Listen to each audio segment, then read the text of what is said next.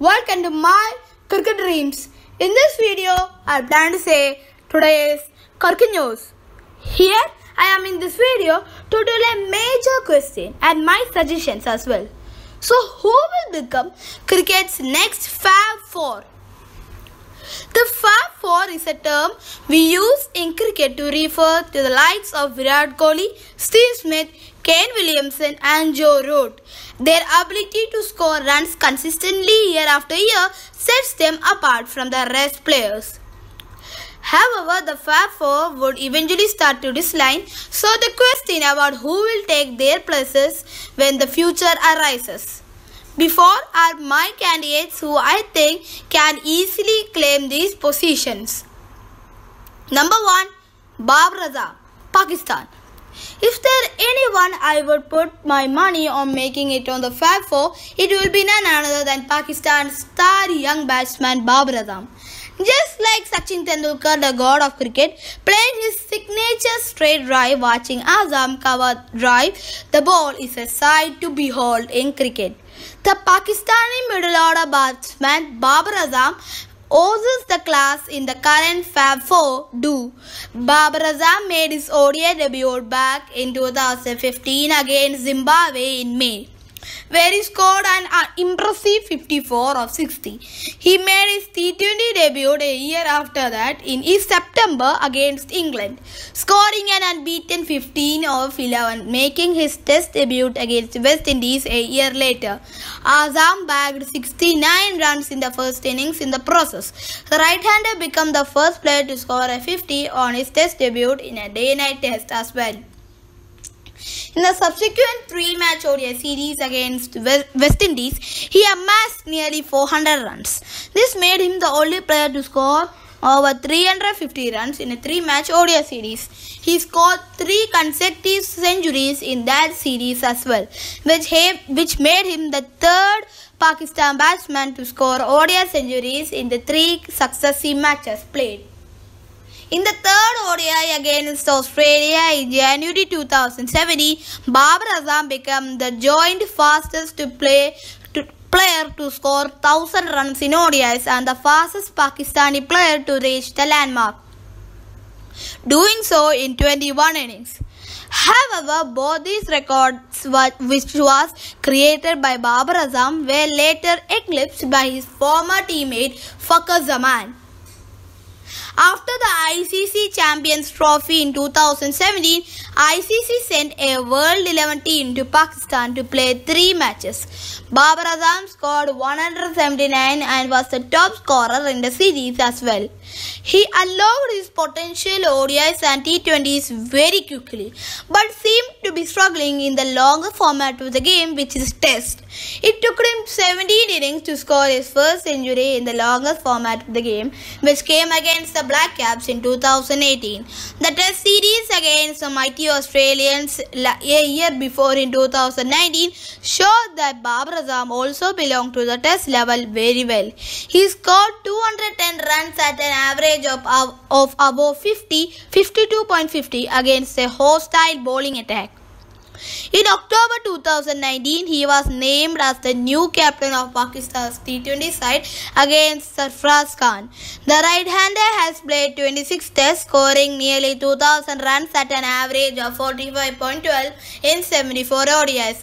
He has tailed nearly 4,000 runs at an average of 54.17, while he has scored 1,471 runs at 38 T20s at an average of 50.72. As long as Babar Azam makes consistent performance across all the formats, it may only be a matter of time before he is in the allied category as well. Number 2. Marnus labuschagne, plays for Australia. I am going to be one of the many players jumping in on the Marnus labuschagne bandwagon. Yes, it may be premature to say anything about his long-term potential conclusive, but I feel he's got what it makes to him one of the best batsmen in the world. Marnus labuschagne arguably is one of the Australia's brilliant summers by a batsman. He scored nearly 900 runs in the 5 games. The right-hander totaled 347 runs against the winning Green Pakistan at an average of 173.5 and 549 against New Zealand at an average of 91.5. He didn't have the best of starts in the international career as he made a second ball duck against Pakistan in 2018 and failed to make an impact in the series as well. Marnus labuschagne, however, added to the Australian Test squad to tour the India in 2018-2019, where he made 38 in his only innings. He retained his place in the side for the next 2 tests against Sri Lanka, managing to score 150 in 4 innings. He was very much unable to cement his place in the side, which meant that he was in and around the squad for a very long time. It was finally in April 2019 that Labuschagne signed for a Glamorgan Country Cricket Club. He amassed 1,114 runs in his first county championship season at an average of 65.52. Labuschagne was the second highest run getter in the second division of the county championship, having just played 18 innings. He was rewarded for his performances when he was named in Australia's squad for the 2019 Ashes series in England. Not finding a place in the 11 in the first 2 tests, it looked like Labuschagne was going to wait for a very long time. Little did he know that he would be batting on day 5 to save the match for Australia. Labuschagne became the first player to make concussion substitution for Steve Smith in a test match. He scored a gritty 59 which helped Australia save that game. He was then selected for the 3rd test in Smith's absence, where he impressed one and all by scoring 50s in each innings. Labuschagne scored 359 runs in the series and ended up as the 4th highest run getter, having played only 7 innings. And I think so that was the turning point of his life in international career. The right-hander finished 2019 as the highest run getter in Test cricket after scoring more than 1,100 runs. In my opinion, Marnus Labuschagne has scored all that it takes to succeed in the international level of cricket in the years to come for the Prithvi right-hander. The right-hander has made a good start, but only time will tell if he can prove to be one of the most heirs of the Fab Four. Number 3. Aiden Makram. Aiden Makram captained South Africa under-19 to the 2014 ICC Under-19 Cricket World Cup, where the Proteas won the competition for the first time. Makram impressed one and all with the bat and with his captaincy that many felt he would go on to captain South Africa in the future game. Makram made his test debut for the senior South African side against the Tigers, Bangladesh in 2017, where he narrowly missed out on a century.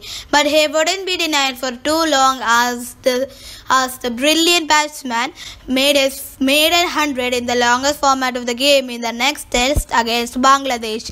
Later in that year, Makram scored his second test against Zimbabwe, becoming the first South African player to score 2 centuries in the first 3 tests. He made his ODI debut against Bangladesh a month later, scoring 66 runs. In February 2018, Makram was made captain of South Africa for the remaining ODIs against India, as Faf du Plessis was ruled out of the series because of injury. At the age of just 23, he became the youngest player after Graham Smith to captain the Proteas in ODIs. In the four-match test series against the mighty Australians Jadeja, Makram was the top scorer with nearly 500 runs at an average of brilliant 60, scoring 200s and a 50. However, after that series, Makram has failed to score 100 in his next 10 test matches, scoring only 350s during this period. A string of inconsistent performance meant that he was in and out of the team. With South Africa growing to a tradition phase, I am sure that Makram will get enough opportunities to cement his place in the side once again. In my opinion, he has got the potential to succeed and become a batting mainstay for South Africa in the years to come for Aiden Makram. And number 4 and the last one is pooran.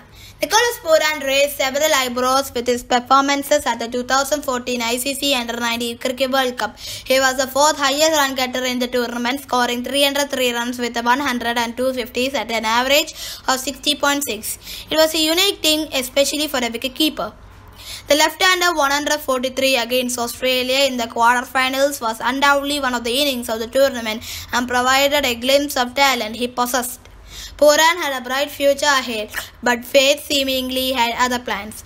In January 4 years before, in January 2015, he was involved in a car accident which was sustained ankle and knee injuries for him. His left patellar tendon was ruptured and his right ankle was very much fractured. Pooran had to undergo two surgeries. It almost took him 18 months to make a comeback to international cricket. Pooran made his ODI debut against England in February 2019, where he bagged a 4-ball duck. The left-hander was later named in West Indies squad for the 2019 Cricket World Cup. He finished the tournament as a leading run scorer for the West Indies, scoring nearly 400 runs in the 9 matches, which included a median ODI centuries against Sri Lanka. With his flamboyant stroke play, it comes with no surprise that he represented various franchises in T20 cricket. I feel it is not long before West Indies start looking at him as an option in Test cricket too. He can be a brilliant wicketkeeper as well as an explosive batsman. Pooran has undoubtedly got the game to succeed in all the formats of the game. He is an exciting player to watch for every fans of every teams and also experts, and can take world cricket by storm in the years to come for the little kid. Thank you for watching my channel. Kindly like, subscribe and comment, and for more such notifications of the world cricket, kindly subscribe channel, and also can you like, share and comment the video. Thank you.